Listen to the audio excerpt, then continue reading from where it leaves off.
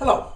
Today I'm going to read to you just a couple of excerpts from Desires of the Heart. And I looked through here and I started recording a couple of others and realized, I don't want to give that a part away in the story. So I think what I'm choosing is not really going to give anything away, but maybe you'll start seeing just a little bit of the budding romance between Eric Reitman and Lacey Littleton. This scene takes place after a basketball game. She's the reporter that's covering the team. He's the head basketball coach. They had already started kind of this tradition of going out to eat after the game for her to interview him and stuff like that. Both of them were starting to develop feelings for each other, but neither one of them could really admit that, maybe not even to themselves, but definitely not to each other. Now, this particular scene takes place right before the Thanksgiving break, and it came after a loss that really got Eric down. And Lacey had made him promise that evening they were going to go out, and he was not allowed to think about basketball until, this was on a Saturday, until Sunday. And he had agreed to that. So they had gone to dinner and dancing, and this was toward the end of their time dancing together.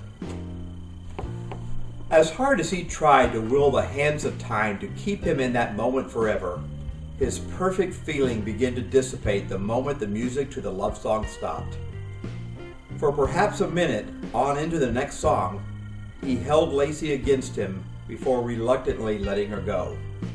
He knew the image of her sweet smile as she stepped away from him would be ingrained in his mind forever. "Are you ready to go?"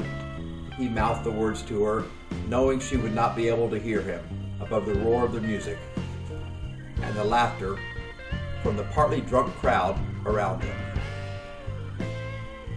She didn't want to leave. Everything inside her screamed at her to beg him to stay. Just one more dance. Or two. Maybe even three. But she also knew that the moment they had just shared during that last dance would not be reopened again on that dance floor. But it would be a memory she would always treasure.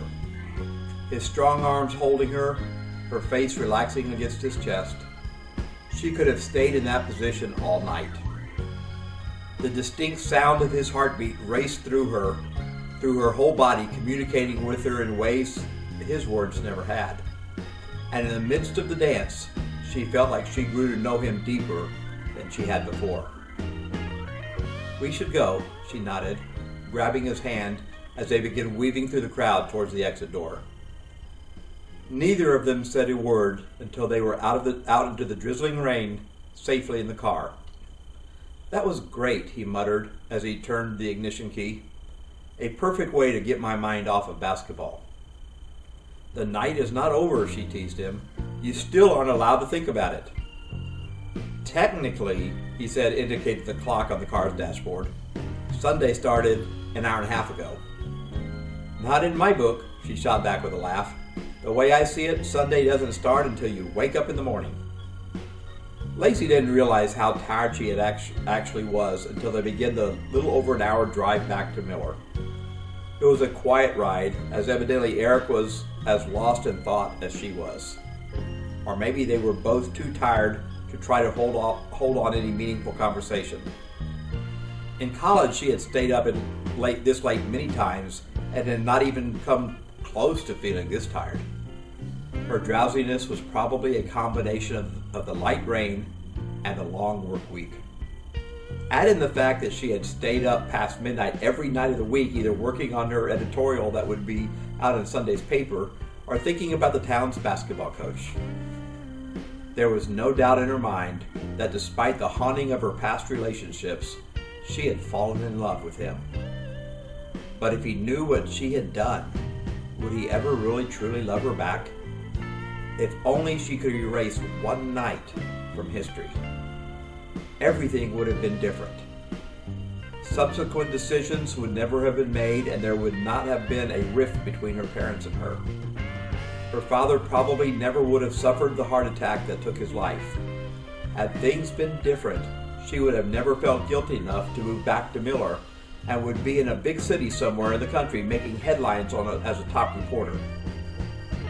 She forced her eyes open to see if Eric was still awake driving. His eyes were locked onto the highway in front of him. "Are you staying awake okay?" she asked. "I'm doing well," he answered, glancing over at her.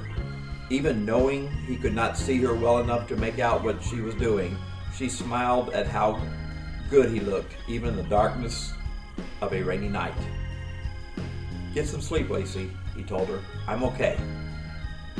She sighed and closed her eyes, realizing that though her sins from the past may have had devastating consequences and had altered her life, had things been different, she would not that night be sitting in the car with this wonderful man.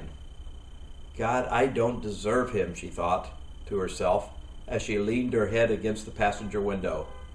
"But thank you for sending him into my life."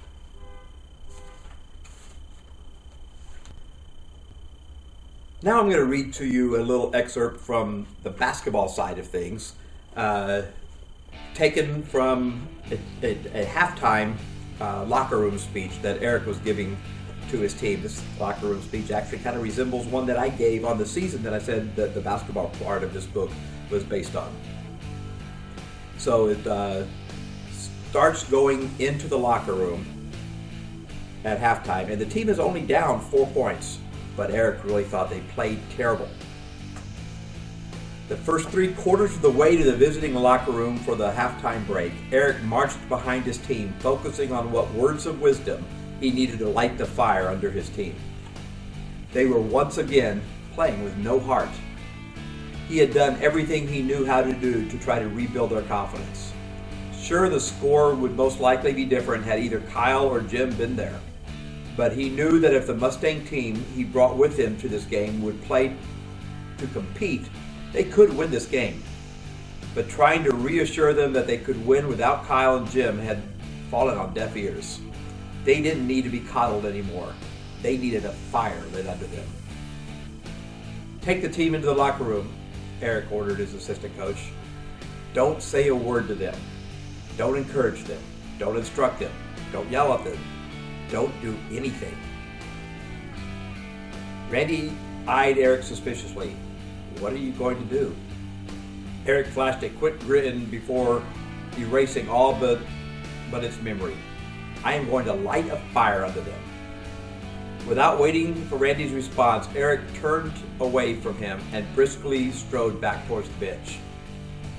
"What are you doing?" Lacey asked him as Eric stood in front of the bench, examining each of the clipboards that were used to keep stats during the game. "I'm going to light a fire under my team," Eric stated. "If I'm right, and I have no idea why I think I will be, then you will have a great story to write after this game." Lacey narrowed her eyebrows as she stared at him.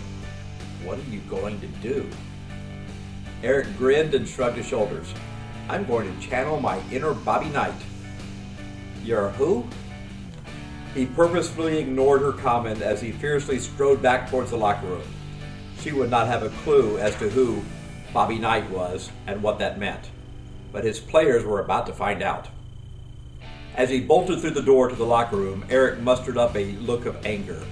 His players were about to see a side of him that they had never witnessed before.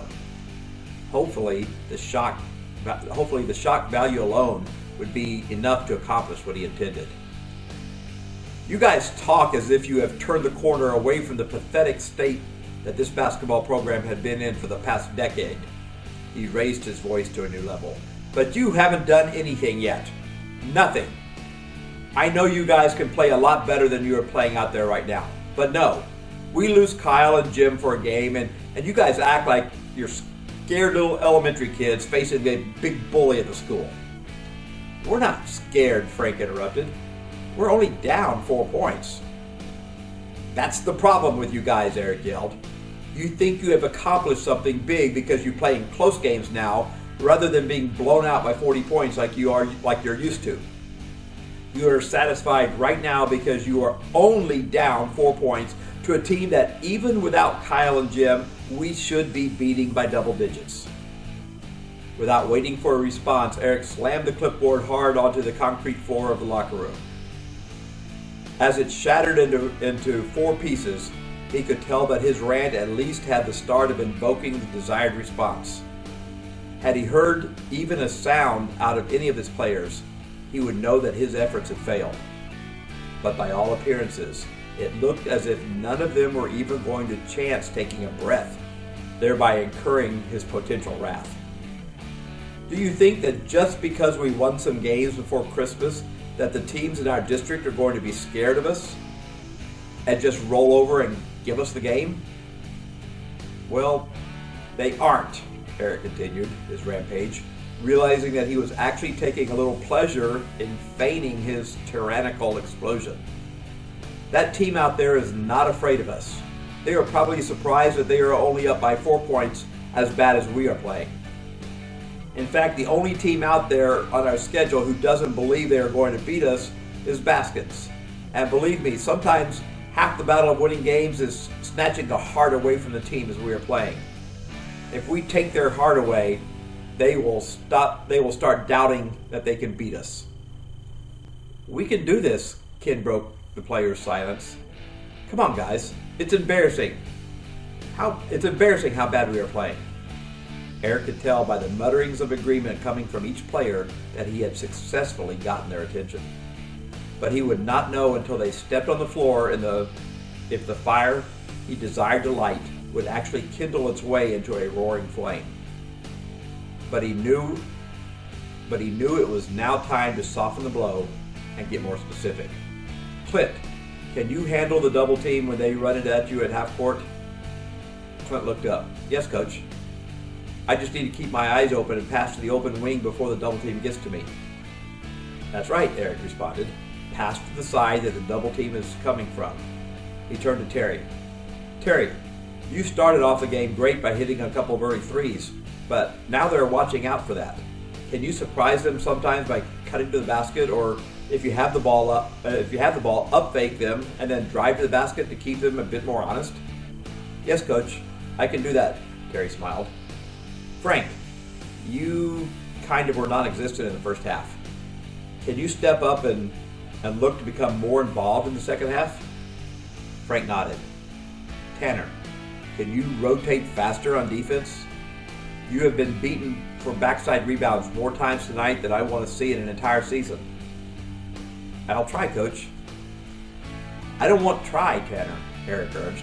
I need you to stay focused and dominate the backside rebounding. If you can do that, then quite simply, we will not win the game. I'll get it done, coach. And Ken, Eric added, looking over at his lone senior, you dominated early in the game. Can you see yourself dominating the second half? Ken's eyes locked onto Eric's eyes. Just give me the ball and I will make them pay. 1 minute left, Randy Spencer reminded him. Then let's get out there, Eric again spoke loudly. Show Skinner who is the better team. I want to see the heart inside this team. I never want to see the team I saw in the first half again. The players shot out the door, almost trampling each other on their way back to the bench. Nice speech, Randy told Eric, as the two of them trailed the players out of the locker room. Hopefully it'll work.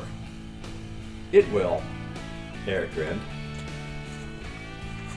To find out if it does work, you will have to read the novel.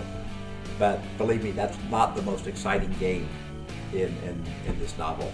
And the scene we read with Eric and Lacey leaving the dance floor and driving home is not the romantic of all the scenes either. But it gives you just a little bit of taste of the two different aspects of this sports romance book called Desires of the Heart. You can find it on Amazon. You can order the paperback on Amazon. You can get it in the Kindle form on Amazon. Just look for my name, Steve Binnison, and you'll see all the books that I've written, and you'll find this book on there.